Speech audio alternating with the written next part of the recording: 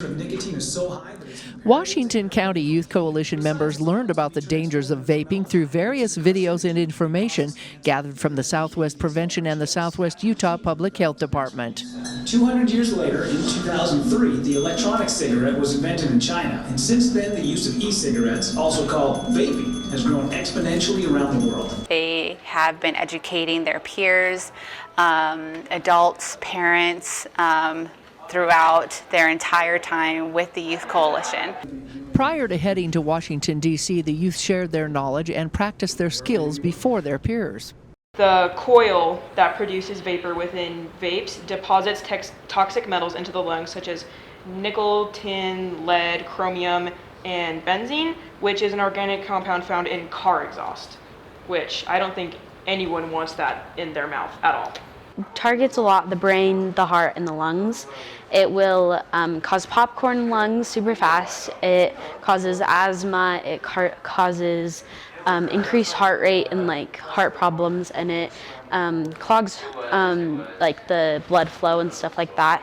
And it also stops brain development. So the Washington County Youth Coalition and the Iron County Coalition strongly urge the FDA to put a 20 milligram cap on nicotine concentration in vape products. While these youth aren't lobbying, they are strongly advocating on reasons they believe certain laws need to be changed, especially when it comes to the recent production of synthetic nicotine, which falls through a loophole as not being classified as a tobacco leaf product. So since this regulation clearly states that it has to be derived from the tobacco leaves, we see that they're able to do that and market it as a nicotine or tobacco-free product.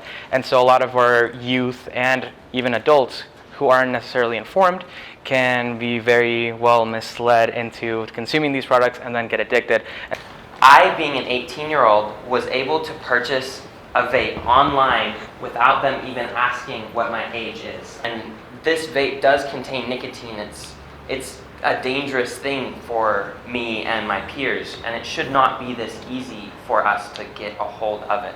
It's fairly new, so they can get away with a lot more. So they can get away with selling to youth, as we've talked about, how he was able to buy online.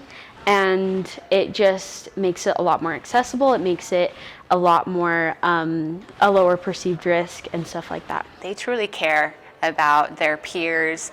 They know that they are the future, and they're trying their best to protect their future and protect their peers. 69% of kids in Washington County who are currently using tobacco report they started with an electronic vaporizer. While vaping among youth has gone down due to educational efforts here, recent sharp surveys in Washington County show sixth graders are at highest risk for tobacco use right now. The increase is actually coming from sixth graders. So we are going to be really focusing on the younger population group and really trying to educate and support our sixth grade youth here. Marketing of Puff Bar products to youth is especially prevalent on social media apps. I see it just scrolling through in my everyday feed, and then Instagram, I'll see it in stories and stuff. I don't personally have Snapchat, but a lot of my friends see it on there too. The youth will also head to Utah's state capitol on February 17th to meet with local legislators, giving more presentations. In St. George, Melissa Anderson, Community Education News.